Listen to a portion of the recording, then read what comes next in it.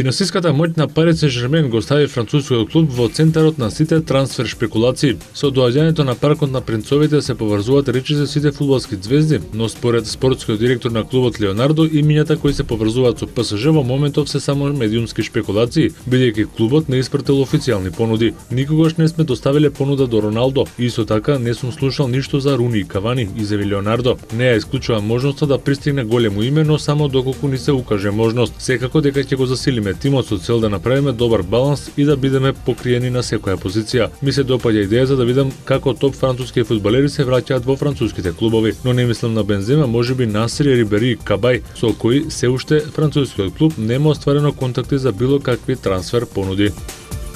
Англичанецот Хауард Веб е еден од најдобрите и најценетите англиски судии, но поради грешките на дербито помеѓу Њукасл и Сандерленд, викендов ќе суди во третата англиска лига. Веб е казнет откако поништи регуларен гол на Њукасл, не го санкционирал грубиот прекршок на Гирфан, не досуди очигледен пенал и третиот гол Сандерленд го постигна од офсайд позиција. На крајот големото регионално дерби заврши со гостинска победа на Сандерленд од 3:0. Поради овие пропусти Веб, кој пред 3 години го судеше финалето на светското првенство помеѓу Шпања и Холандија, викендов ќе ја дели правдата на надпреварот помеѓу Колчесер и Шресбери. На удар на критики се најде и помошникот на Веб, линискиот судија Дарен Кан, поради неоправдано поништениот гол на Сисе, напајачот на Њукасл во моментите кога Сандерленд имаше водство од 1:0.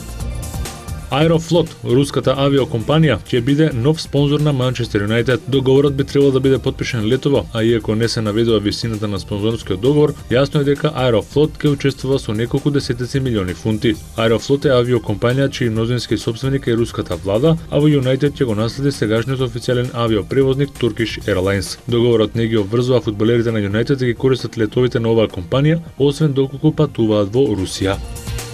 Најдобриот француски ракометар и еден од најдобрите светски играчи Никола Карабатич реши да ја напушти Франција и да се пресели во соседна Шпанија. Новата дестинација на Карабатич ќе биде каталонска Барселона. Репрезентативот на Франција на ваков чекор се решил по скандалот со кој беше поврзуван, а во врска со местење на надпревар на Монпелје во минатата сезона, поради што тој еден период беше суспендиран. Карабатич со Барселона би требало да потпише договор на 3 или 4 години.